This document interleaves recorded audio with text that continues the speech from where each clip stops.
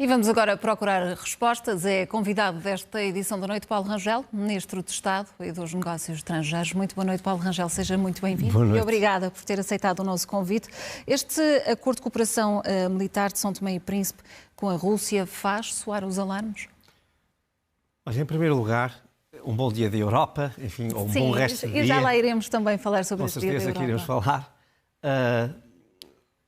Há uma primeira pedagogia que nós temos de fazer, até por causa de algumas declarações que foram feitas hoje. São Tomé e Príncipe é um Estado independente e soberano, que tem total legitimidade para fazer as suas escolhas. Mas a aproximação dos países da CPLP à Rússia não o preocupa? Calma. Deixe-me só primeiro... A primeira coisa que nós temos de dizer é isto. Porque nós não podemos falar da CPLP e de Portugal como se Portugal tivesse alguma tutela sobre algum Estado da CPLP. Isto é errado. E, portanto, é preciso deixar esta mensagem antes do mais. Podemos concordar, podemos não concordar, podemos criticar, a crítica é livre, mas a relação que se estabelece entre o Estado de São Tomé e Príncipe ou qualquer outro Estado da CPLP e Portugal é uma relação de igual para igual. É uma relação simétrica, não é assimétrica. Mas numa questão de cooperação, de unidade. No passado, nós tivemos ótimas e intensas relações com todos os Estados da CPLP, pouco depois da descolonização, e muitos deles tinham até colaborações com a União Soviética e mantiveram grandes colaborações com a Federação Russa depois do fim da União Soviética, e isso nunca impediu que Portugal estabelecesse cooperação com esses Estados. Nessa altura, não ouvi ninguém pôr este problema desta maneira. Portanto, e neste momento Portugal não fica em xeque? Não, Portugal não fica em xeque em caso nenhum, porque Portugal não tem nada a ficar em xeque. Mas porquê é que Portugal fica em xeque? E as relações Acha que o Brasil... Vamos cá não? ver, o Brasil faz parte da CPLP, fica em xeque. Angola faz parte da CPLP, fica em xeque. Mas quer dizer, é preciso nós pormos ao menos algum bom senso e conhecimento do que é CPLP, do que é a comunidade dos países de língua oficial portuguesa.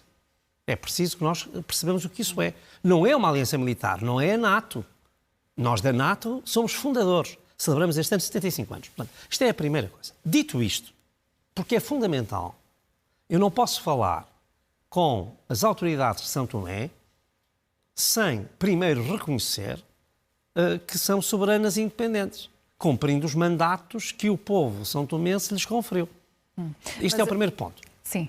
Porque eu realmente acredito nisto, não é? Acredito na independência deste Estado e na sua soberania. Dito isto, evidentemente que, atendendo ao atual contexto internacional, e eu já disse historicamente, vários países da CPLP tinham e tiveram e até têm ainda alguma cooperação técnica com a Federação Russa, porque têm muito material que veio desses tempos. Mas, enfim, independentemente disso, o que eu digo é, neste caso, no atual contexto, claro que isto é algo que nos preocupa e que, até pelo caráter, digamos, quase surpreendente, no sentido que não era algo que se esperasse, causa apreensão. E, por isso, no contexto da ótima relação que existe entre Portugal e São Tomé e Príncipe, nós, imediatamente, assim que houve notícia deste acordo, cujo teor não se conhece exatamente, entramos em consultas com as autoridades de São Tomé para explicar que Portugal, em primeiro lugar, e, entretanto, ao longo deste dia, vários outros Estados europeus, nossos parceiros na União Europeia, manifestaram estranheza, manifestaram apreensão e perplexidade com este acordo. E eu, ainda hoje, pude conversar, eu diria, durante um tempo relevante com o meu homólogo de São Tomé e não deixei de manifestar a nossa preocupação, porque, obviamente, nós somos os principais cooperantes de São Tomé. E cooperação em todas as áreas. Para serem garantidos os direitos humanos, qual pode ser aqui o comprometimento? Não, repara que, sinceramente, não penso que seja uma questão de direitos humanos. Aqui é uma questão de saber qual é a opção sobre a questão de defesa e militar que São Tomé quer tomar. Mas isso está na República de São Tomé, ela é soberana para isso. Aquilo que eu digo é que nós estamos em contacto permanente com as autoridades de São Tomé, porque somos amigos de São Tomé, porque partilhamos a nossa presença na CPLP, porque temos uma cooperação intensa, a mais intensa de todas com São Tomé, em todos os domínios. E, evidentemente, que, estando nós na situação internacional em que a Federação Russa é autora de uma guerra de agressão, é protagonista de uma guerra de agressão, que, para além do mais, põe em causa o próprio continente europeu, e, evidentemente, que nós manifestamos uma grande preocupação com isso e estamos em contacto para podermos, com as autoridades de São Tomé, vermos, com respeito integral pela sua independência e pela sua soberania e pelas suas escolhas que pode ao fim fazer ou que pode já ter feito, com total respeito por isso, fazermos valer aquele que é o nosso ponto de vista e aquela que é a nossa visão sobre essa parceria. A Iniciativa Liberal está preocupada com estes acordos, quer ouvir explicações suas, diz que o governo português não pode ter aqui uma atitude surda e muda em relação a esta questão.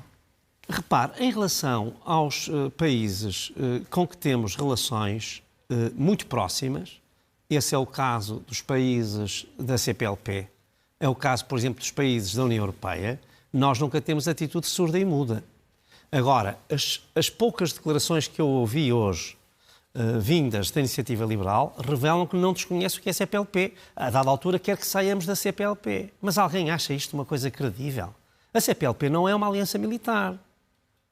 Nem nunca Portugal disse ao Brasil, a Moçambique, a Angola, a Timor-Leste, a São Tomé e Príncipe, a Guiné-Bissau ou a Cabo Verde, quem devem ser os seus parceiros, mas isso era só o que faltava.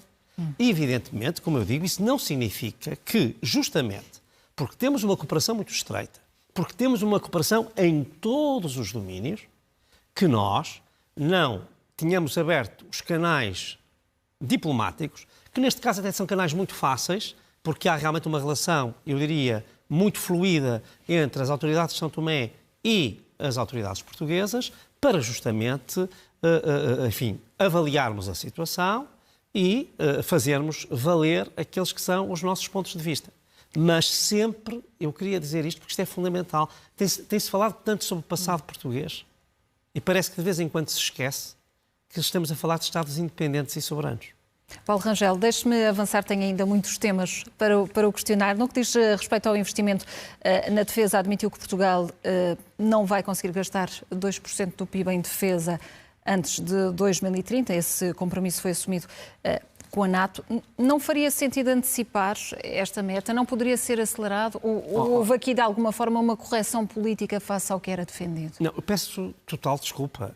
Quem fixou essa meta foi o governo anterior. O governo anterior é que fixou a meta de 2030.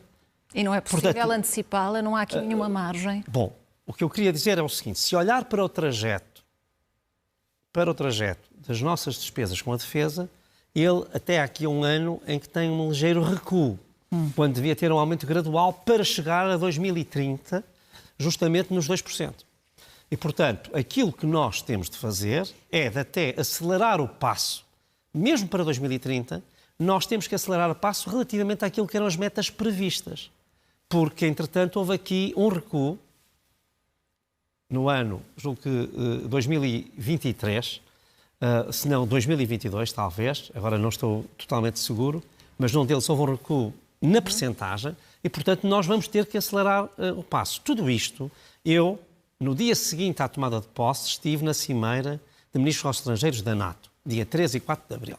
Sim. E pude falar com todos os meus parceiros, em particular também, por exemplo, com o Secretário de Estado Blinken, em que falamos sobre isto e sobre o plano que eu diria credível que Portugal irá apresentar, no sentido de garantir que essa meta é atingida em 2030.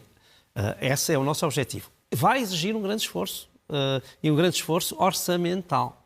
Mas nós sabemos que, ao contrário do que acontecia há 10 anos, esta é uma das mudanças que, enfim, o contexto geopolítico nos trouxe depois da invasão da Ucrânia, a defesa e a segurança é uma prioridade política em todos os países e, curiosamente, no Eurobarómetro, para os cidadãos também é.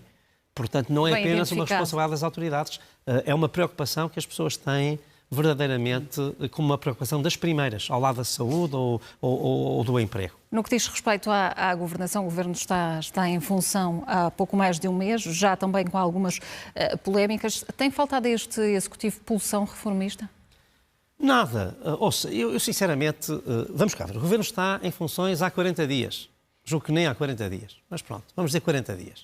Que são tantos quantos Jesus caminhou no deserto. Bom, portanto, o que é que acontece? O Governo já tomou uma série de medidas que eu agradecia que as pessoas em casa, já que os comentadores não o estão a fazer, e às vezes os jornalistas também não, fossem ver o que é que os outros governos fizeram em 40 dias. Alguns deles com maiorias absolutas, ou com uma maioria parlamentar que os suportava. Nada que se compare com o que nós fizemos até agora. Mas tem conseguido governar ou sente que há aqui uma intenção por parte do Partido Socialista ou do Chega de tentar encurtar esta legislatura? Bom, isso eu não diria encurtar a legislatura, mas aqui nós temos duas. O Governo ainda hoje demonstrou, quando estendeu o complemento de solidariedade de idosos para os 600 euros, o que significa que mais gente vai ser abrangida. E a que já está abrangida vai ter mais 50 euros por mês. E agiu desta vez por antecipação? Não agiu por antecipação. O Governo tem... Vamos cá ver. Um governo... A lei orgânica foi aprovada há pouco tempo. Mas quer dizer, eu peço desculpa. Eu queria dizer isto aos portugueses, olhos nos olhos. Mas há algum governo na história de Portugal que ao fim de 30 dias tem executado o seu programa? Mas essa cobrança de se o programa já está executado... Este Governo já tomou imensas medidas. E, como disse, isto é que eu queria dizer aqui também. Como disse, e muito bem, disse com uma grande clareza, há, de facto, partidos no Parlamento que se querem substituir ao Governo e que não querem deixar o Governo governar. Há, de facto. E esses dois partidos, que, como eu disse, quando não tinha responsabilidades governamentais, já há muito tempo, há mais de 5 anos, estavam em cumplicidade objetiva, que era o Partido Socialista e o Partido Chega, agora estão numa, diria eu, verdadeira parceria. Há uma coisa... objetivo? O objetivo é dificultar a vida ao Governo. É, no fundo, dificultar. Repare, com estas dificuldades todas, com essa parceria objetiva entre Partido Socialista e Chega, e sobre isto ainda gostava de dizer uma outra palavra, com esta parceria objetiva, mesmo assim, nós estamos a conseguir impor a nossa agenda. Porque estes partidos o que procuram é fazer manobras, às vezes um pouco pueris, na Assembleia da República para dizerem que se anteciparam ao Governo. Quando conhecem a agenda do Governo, porque a agenda do Governo está no seu programa e foi claramente enunciada pelo Primeiro-Ministro, seja na campanha, seja já nestes dias que decorreram. Há um ponto muito importante de dizer aqui, e que eu acho que também merece reflexão. Neste momento, o Partido Socialista é o normalizador do Chega. Tanta preocupação houve nos jornais portugueses, nos debates de comentário que há em todas as televisões, sobre o risco de se normalizar o Partido Chega. Pedro Nuno Santos é o rosto da normalização do Chega. Todos os dias no Parlamento, todas as semanas converge com o Chega. Todas as semanas. E o Chega, que fez do Partido Socialista, digamos, uma espécie de linha vermelhíssima, é o grande companheiro do Partido Socialista. E tudo isto, que do meu ponto de vista já é grave em si, porque estes partidos comprometeram-se a determinados, digamos, alianças e comportamentos no Parlamento aos eleitores, tiveram votos por causa desses compromissos e agora no Parlamento não estão a cumprir. Mas para mim o principal é que isto prejudica os portugueses. Para mim isso é que é o principal. Ao fim, quem não está a beneficiar nessas matérias, foi o caso da habitação, foi o caso do IRS, onde eu acho que ainda podemos, enfim, vir a fazer muito. Mas estão a obstaculizar a ação do Governo. Isso prejudica quem? Prejudica as famílias, prejudica as empresas, prejudica os portugueses. Mas não se esqueçam disto. É preciso que alguém tenha a coragem de dizer: o Partido Socialista está todos os dias na Assembleia da República, curiosamente pela voz do seu líder, que era considerado um dos líderes mais à esquerda do Partido Socialista, a normalizar o Chega. É verdade. Portanto, os eleitores moderados do Partido Socialista devem pensar muito bem se este é um voto que faz sentido. Paulo Rangel, apelo ao seu poder de síntese para avançarmos para outras questões. Como referiu há pouco, hoje é o dia em que se celebra a Europa, dia também em que a AD e o Partido Socialista apresentaram os programas para as eleições europeias. Estas eleições, que decorrem dentro de precisamente um mês, ganham aqui uma importância ainda maior? Pode ser vista como uma segunda volta das legislativas? Ou há um risco? Eu acho que tentar transformar as eleições europeias numa segunda volta das legislativas é uma forma de desvalorizar as eleições europeias. Porque as eleições europeias são realmente muito importantes. Ou seja, estou de acordo, por um lado, com o que está implícito na sua pergunta. Estas eleições são mesmo muito importantes? São.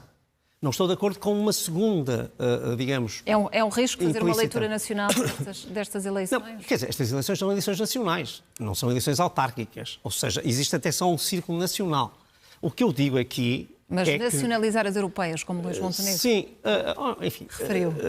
O que eu digo aqui, sinceramente, é que é importante que os portugueses, e eu julgo que tenho experiência curricular suficiente, porque tive 3 mandatos no Parlamento Europeu. O Parlamento Europeu é fundamental. Estas eleições são muito importantes para o Parlamento Europeu, para a Comissão Europeia, para a relação com o Conselho. E, portanto, sinceramente, eu acho que é muito importante que os portugueses votem e que exprimam aquela que é a política que querem para a União Europeia. Isso, para mim, é que é fundamental. E isso pode colocar em causa a autoridade deste governo? Não, nunca. Isso, sinceramente, isso pode... Mais uma vez, eu digo, nós estamos sem memória. Quando, ao fim de 30 dias, queremos que o governo tivesse executado todo o seu programa, estamos sem memória. Vão ver, eu só peço os últimos 3 governos, mas se forem ver os últimos 7 ou 8, é igual. E aqui também, nas eleições europeias, como sabe, não houve nunca nenhumas que tivessem repercussão, digamos, sobre os governos ou sobre até eleições legislativas muito próximas. Eu recordo as primeiras eleições europeias que eu disputei como cabeça de lista em 2009. Nós ganhamos as eleições e depois, em setembro, perdemos as legislativas. Portanto, quer dizer, as pessoas distinguem. Aliás, nós sabemos disso. As pessoas, num mesmo conselho, votam num partido para as autárquicas e votam noutro para as legislativas. Portanto, os portugueses têm discernimento. E, portanto, o ato eleitoral europeu tem valor por si. Agora, como todos os atos, claro, há de ter sempre alguma... vai entrar na dinâmica e na discussão nacional. Isso, claro, é normal. Quanto ao alargamento da União Europeia, é positivo para Portugal ou Portugal pode sofrer de alguma forma com esse alargamento? O alargamento da União Europeia é muito positivo para Portugal e é muito positivo para a União Europeia. E eu posso explicar, não sei se terei tempo aqui para isso.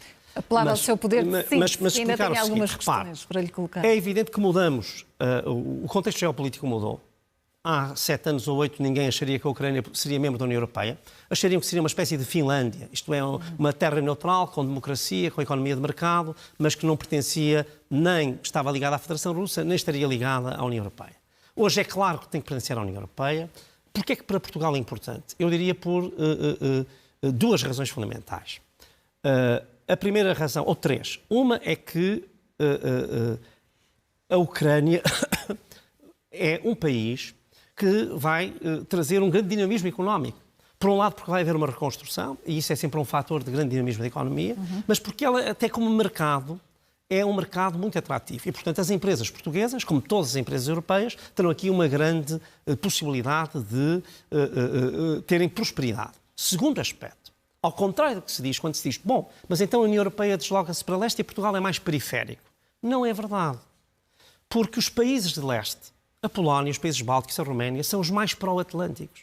Portugal precisa de aliados atlânticos dentro da União Europeia. Para Portugal é fundamental que a União Europeia seja atlântica. E então, a entrada da Ucrânia, da Moldávia, vai reforçar o clube dos países atlânticos. E, finalmente, um ponto, que é o ponto difícil, que é a questão da agricultura.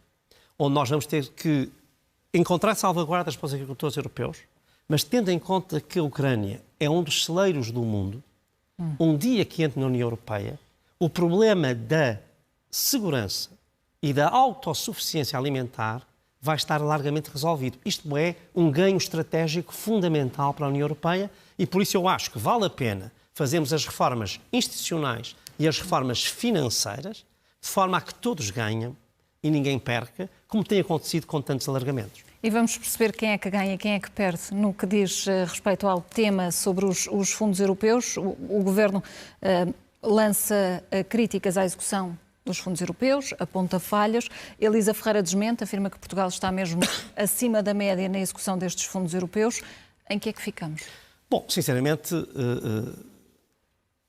vamos olhar para os números absolutos, que é o que realmente importa.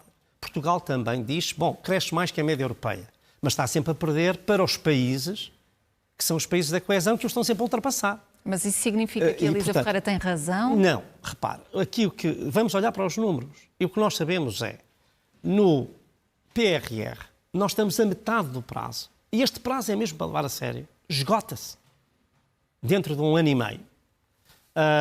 E nós temos 20% de execução. É muito pouco. Muito, muito pouco. Portanto, mantém que estamos a falhar. Estamos a falhar. Não, estamos a falhar, mas nós vamos conseguir.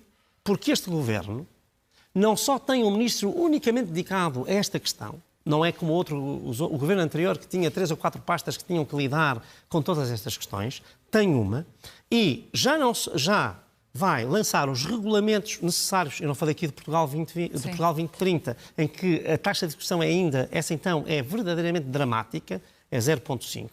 Portanto, nós temos aqui realmente, agora, este é um dos grandes desafios deste governo, é conseguir em poucos meses, pôr a máquina a funcionar.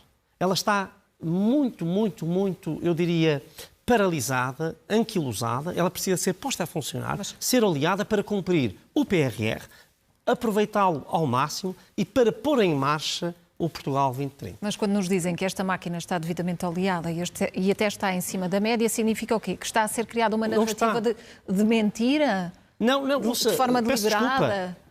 Veja que há tranches do PRR que nem sequer foram transferidas porque nós não cumprimos os objetivos. Portanto, basta isto.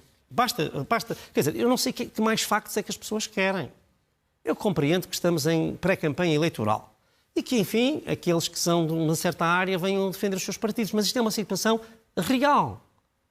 É real. E realmente o PRR, em particular, o 2030 tem um horizonte mais largo e, por isso, os seus efeitos sentir-se-ão mais dissolvidos no tempo, pode ter um efeito muito importante no crescimento. Todos os relatórios dizem isso. E, portanto, nós temos mesmo de aproveitar esta oportunidade para a agenda do crescimento português. Deixe-me insistir numa questão, se António Costa tem perfil e condições para um cargo europeu, isso vai contar com o apoio do governo português? Repare, esta questão, ter perfil é óbvio que tem. Ninguém nunca discutiu isso. E o apoio vai depender de quê? Não, repare. A questão é esta. Eu queria dizer isto que eu já disse 500 vezes e depois às vezes põem-se assim uns títulos. E nós continuaremos a insistir. Não, porque vamos cá ver. As eleições são a 9 de junho. Eu conheço, agora falo da minha experiência pessoal, muito bem como é que decorrem estes processos de seleção dos chamados top jobs, não é? Dos altos cargos da União Europeia. É muito importante nós atuarmos com prudência, atuarmos com cautela e atuarmos com discrição. É fundamental. Eu já usei uma vez este pequeno provérbio. E se nós queremos que Portugal tenha sucesso e que os portugueses tenham sucesso, devíamos olhar para ele. Quem entra papa sai cardeal, porque se expõe aos seus rivais. Portanto, vamos aguardar pelas eleições e depois disso cá estaremos todos para fazer a nossa avaliação. Isto é, eu sinceramente acho que isto é fundamental. Se nós queremos que Portugal tenha sucesso, é fundamental que saibamos ser prudentes e que saibamos jogar as cartas que temos no momento certo. Porque, veja, das 4 pessoas que em 2019 entraram como certas nesses 4 altos cargos, só uma é que ficou. As outras 3 foram mudadas em menos de 24 horas, ou por outra, em 48. Para finalizar, Paulo Rangel, na próxima terça-feira vai a Madrid. Das últimas vezes que lá esteve, participou numa grande manifestação contra a lei da amnistia, o acordo que foi assinado entre Pedro Sánchez e os independentistas catalães, disse mesmo que violava o Estado de Direito. Espera ser bem recebido na próxima terça-feira? O primeiro encontro que tive, logo em Bruxelas, foi com o Ministro dos Negócios Estrangeiros espanhol. com quem, aliás, tenho falado muito, por várias razões. E há uma coisa que nós temos de perceber, só faltava agora que pessoas que têm lutas políticas várias ao longo da sua vida não possam depois exercer cargos, não é? Cargos políticos e exercê-los, obviamente, com digamos, as condições que esses cargos exigem. Eu dou-lhe um exemplo, porque nós celebramos esta semana... Para finalizar, muito Sim, olha, um exemplo muito interessante. Nós celebramos esta semana os 25 anos do acordo feito com a Indonésia para a autodeterminação de Timor. Foi 5 de maio de 99. Há uma figura que lutou por Timor, julgo que isto é justo que digamos, que foi Ana Gomes. Foi a nossa primeira embaixadora em Jacarta, na Indonésia. Tinha sido a maior crítica da Indonésia. Portanto, vamos pôr as coisas no seu lugar. Uma coisa é a luta política e outra coisa é a relação Estado a Estado. E, portanto, sinceramente, eu não só digo que as relações entre Portugal e Espanha são as melhores, como eu tenho estado, por várias razões e por vários temas, em contacto permanente com o Ministro Albares, com quem estarei mais uma vez. Enfim, posso dizer que já temos uma relação de amizade na próxima terça-feira. Sr. Ministro, boa noite e obrigada pela presença nesta edição da noite.